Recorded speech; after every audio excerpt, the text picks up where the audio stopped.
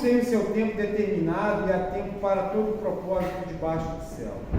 Há tempo de nascer e tempo de morrer, tempo de plantar e tempo de arrancar o que se plantou, tempo de matar, tempo de curar, tempo de derribar e tempo de edificar, tempo de chorar e tempo de rir, tempo de prantear e tempo de saltar de alegria, tempo de espalhar pedras e tempo de ajuntar pedras, tempo de abraçar e tempo de afastar-se de abraçar, tempo de buscar e tempo de perder, tempo de guardar e tempo de deitar fora, tempo de rasgar e tempo de coser, tempo de estar calado e tempo de falar, tempo de amar e tempo de aborrecer, tempo de guerra e tempo de paz. Tempo. A nossa vida, ela é cercada pelo tempo. E o difícil para a gente é saber identificar o tempo. Não só o adicto, mas todo ser humano. Ele não gosta de passar pelo tempo de guerra, pelo tempo de choro, pelo tempo de espalhar, pelo tempo de morrer, né? Mas são determinados tempos que a gente julga como processos negativos, como de chorar, é o que faz a gente crescer, o que faz a gente chegar no tempo da alegria, no tempo de dançar, no tempo de viver, no tempo de colher. E o difícil é a gente aceitar aquele tempo que a gente julga por negativo, né? Mas quem escreve, Salomão, acredito, né? O livro de Eclesiastes, é um homem que chegou na sua velhice muito sábio. E ele escreve esse texto, acredito eu, já na sua velhice, porque no tempo em que ele estava passando, em que a vida dele ainda estava sendo história, talvez ele não conseguisse discernir. Mas na sua velhice, na sua sabedoria, depois de tudo que ele passou, ele conseguiu discernir que a vida do ser humano, ela é cercada de tempo. E há tempo para tudo na nossa vida. Atravessar esse tempo, atrasar esse tempo, fugir desse tempo, só vai acabar prejudicando a nossa vida, porque o tempo, ele vai ser o tempo da nossa vida. Quando eu tinha 16 anos, uma vez o pastor ele me chamou, me deu uma palavra, e eu peguei essa palavra no coração e eu queria que as coisas acontecessem. Eu já até contei essa história aqui. A minha ideia era muito boa de falar do amor de Deus com 16 anos para o mundo inteiro. Só que foi exatamente com 16 anos que iniciou os processos difíceis na minha vida. E eu achava que aquilo ali eu não deveria passar.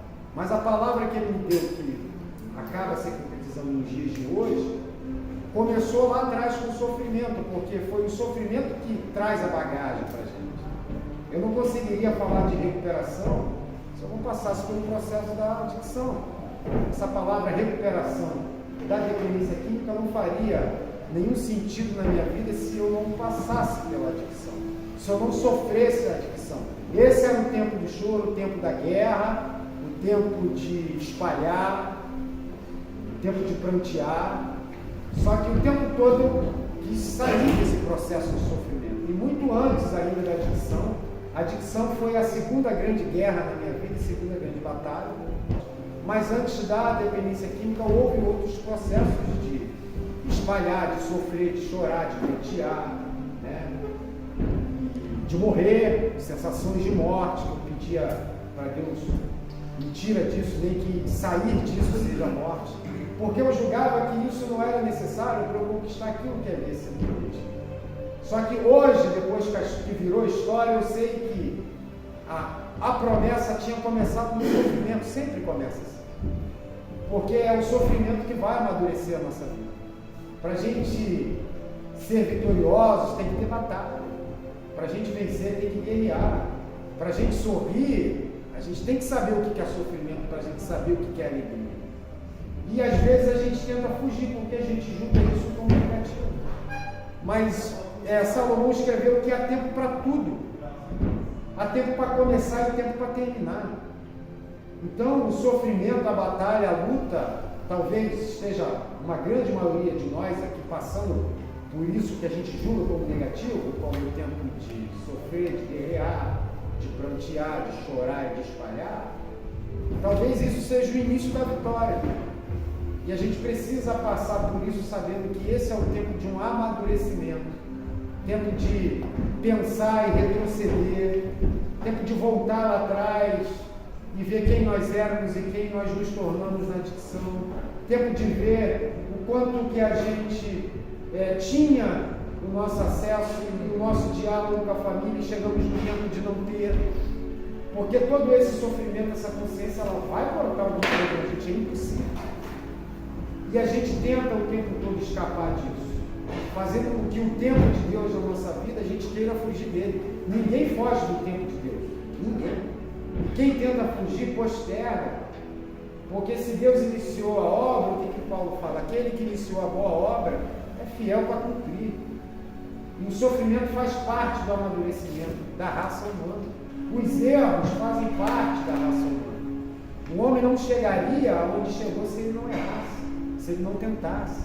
Isso está inserido na nossa história como ser humano. Por que não na nossa? O que eu estou tentando fazer entender é que até esse momento que uma grande maioria está passando, que julga ser o pior momento da vida, ainda desse momento pode nascer uma história. Porque Paulo fala, irmão, aonde abundou o pecado, superabundou a graça. A glória de Deus, a vitória de Deus, ela é tão grande porque ela se manifesta aonde o pecado abundava. Aonde abundou o pecado, superabundou a graça, de modo que a graça de Deus vai fazer na gente uma obra muito maior do que o que o pecado, a adicção, ou a adicção, a recaída fez na nossa vida. Só que a gente precisa de passar o tempo. É tempo de chorar, chora. É tempo de espalhar, espalha. É tempo de abraçar, abraça. É tempo de pedir perdão, pede perdão. É tempo de ficar calado, fica calado. É tempo de dançar, dança. Viva o momento da sua vida, porque quando a gente tenta fugir do tempo, a gente sempre vai voltar. E eu estou falando isso em relação ao tratamento. Toda vez que a gente foge ou posterga, a gente volta. A gente aceita o tempo de Deus, a gente entende. Agora, está chorando, tem tempo para acabar o choro. Está guerreando, tem tempo para acabar a guerra. Está espalhando, vai ter tempo para terminar, espalhar. Não é tempo de abraçar, vai ter esse tempo, vai terminar e vai vir o tempo de abraçar. E eu acho que agora, esse momento que a gente está vivendo da nossa vida, num tratamento, eu acho que o tempo de cantar chegou. Porque não tem como. Recuperação, ela traz vida para a gente. Recuperação, ela devolve os sentidos da vida novamente para a gente. A recuperação reaproxima a gente dos vínculos destruídos. A recuperação, ela traz para a gente esperança novamente no futuro. A recuperação, ela faz com que a gente novamente volte a focar. Eu estou falando isso para vocês de uma forma prática, de que quem há 24 horas atrás estava nas garras da adicção no pior momento em 2020, sem sonhos, sem projetos, com o emocional destruído, o espiritual no inferno, vivendo um inferno existencial. Eu não estou aqui para dizer que eu estou acima da doença, mas eu estou vivendo um momento bom. Um momento bom. E eu acredito que a recuperação vai me dando momentos melhores, mas eu também sei que a vida vai me entregar muitos outros tempos também de choro. E a recuperação me prepara. Se daqui a um tempo houver um tempo de choro, eu vou chorar. Eu sou livre tanto para rir quanto para chorar. Só que o adicto, ele não gosta de incômodo, o adicto, ele não gosta de sofrimento, e ele não gosta tanto ao ponto de que quando sente, quando não consegue sair do problema, parte para o alívio na substância. Porque a gente não respeita o nosso tempo. Se Jó não respeitasse o tempo dele, no sofrimento dele, ele não ia conhecer Deus. Porque no final do sofrimento de Jó, ele falou, antes do quê? Lê o livro de Jó, antes do quê? Antes da desgraça chegar na vida dele, ele conhecia Deus apenas de ouvir falar, do pai dele falar, Deus é bom, ou da mãe dele falar, obedeça os mandamentos de Deus. Esse se resumia o conhecimento de Jó sobre Deus. Antes, eu só conhecia Deus de ouvir falar, mas agora, que eu passei pela dor, pela desgraça, que eu perdi tudo, que os meus filhos morreram, que o meu corpo foi tomado por lepra, que a minha mulher surtou, falou, amaldiçoa teu Deus e morre. A mulher que era para ser companheira, para dar a mão para ele, falou, você é louco, você vai continuar acreditando nesse Deus, amaldiçoa teu Deus e morre, Jó. Ele falou, você fala como uma louca, eu vim nu para o mundo e nu eu vou voltar. Se Deus me tirou tudo que eu tinha e eu morrer agora, bendito seja o nome do Senhor. Uma fé constante de adorar a Deus pelo que Deus é e não pelo que Deus deu para Ele. Quando a gente passa pelo deserto, a gente só permanece fiel se a gente for fiel àquilo que Deus é, não pelo que eu tenho. Porque Jó perdeu literalmente tudo e não foi em 40 anos que ele perdeu. Ele dormiu o homem mais rico do Oriente, o dono das grandes terras. Jó era o homem mais rico do Oriente, com 10 filhos, e amanheceu sem as terras, sem os gados, sem os bois, sem os filhos, com a mulher surtada.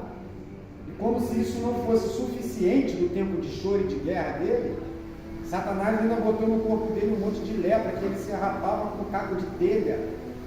E a expressão bíblica fala Jó sentado em cinzas, que significa a maior falência de um ser humano.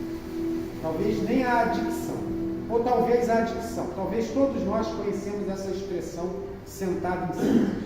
É o maior fundo de poço que um ser humano pode experimentar. Jó experimentou. E a história continua. E ele sempre adorando a Deus pelo que Deus era. E depois que isso passa, ele fala, agora eu conheço quem é Deus. Por quê? Porque o poder de Deus, a bondade de Deus, o amor de Deus se manifestou na vida dele na desgraça. Sua vida está uma desgraça, é o melhor terreno para a graça de Deus se manifestar.